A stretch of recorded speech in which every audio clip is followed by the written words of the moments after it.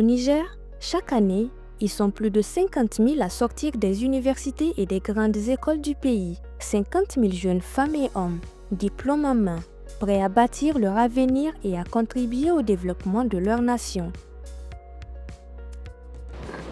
Les programmes d'appui à l'insertion socio-économique des jeunes que nous mettons aujourd'hui en œuvre s'inscrivent pleinement dans le cadre stratégique et répondent à la volonté du gouvernement de créer des passerelles concrètes entre les jeunes et le monde du travail.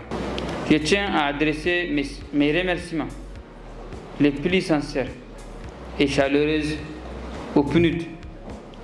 Et je connais aussi l'engagement particulier de Madame Jeanne qui a voulu vraiment que ce programme ou cette ambition ait vu le jour au Niger. Et elle a fait en tout cas beaucoup de pieds et mains, si je peux l'appeler ainsi, pour nous mobiliser et mobiliser l'ensemble des acteurs que tout à l'heure nous avons vu, que nous saluons au passage à travers toutes les agences nationales que nous avons citées tout à l'heure pour que ce programme-là soit une réalité. Donc merci beaucoup, Jeanne, pour cela. Avec l'appui crucial du Programme des Nations Unies pour le développement, un projet novateur a vu le jour. Pour nous, au PNUD, cette initiative ne se limite pas à l'accès à des emplois.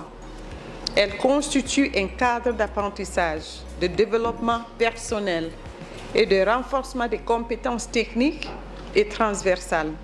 Leadership, citoyenneté, éthique, gestion de projet, autant d'éléments qui permettent à chaque jeune de tracer sa voie et de s'épanouir professionnellement, tant au niveau national qu'international.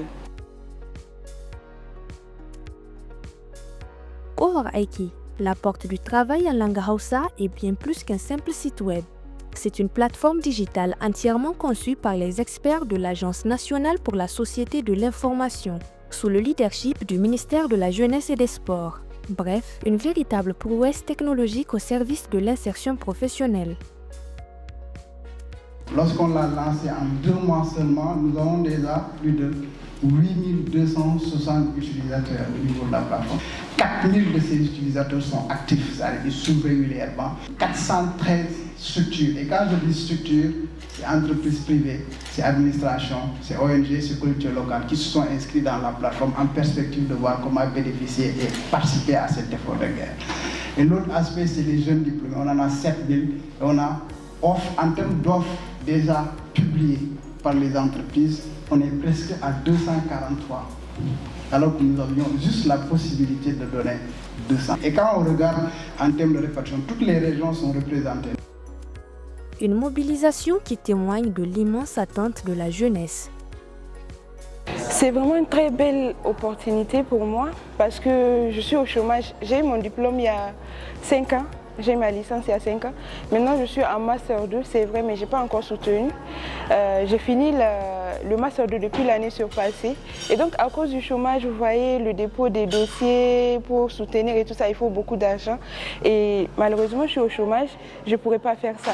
Mais avec cette opportunité qui nous offre des stages rémunérés, au moins ça va. Gaskiya bon alfahari ne ana iya cewa kaman tashi ne na farko na shiga cikin duniya kamar ma'aikata hakan ga ko neman alaƙoƙi da samun aiki ta yi hanya ce dama ce ta samun hanya ta zama ma'aikaci. Mais avant de débuter leurs 6 mois de stage, une étape cruciale les attendait. L'État du Niger et le PNUD leur ont offert 3 jours d'immersion intensive, une semaine pour les outiller, pour les préparer, avec des ateliers sur le leadership, le savoir-être, la rédaction des comptes rendus de réunion, la gestion de projets. Bref, toutes les clés pour transformer cette opportunité en un succès durable. Premier, nous avons fait l'initiation que nous avons commencé, c'est d'abord avoir une confiance en soi. Puisque tout ce que vous allez faire dans cette vie, il faut avoir confiance en vous. Vous n'avez pas besoin des autres pour vous inspirer. Donc la confiance, ça vient de soi-même, de son fort intérieur.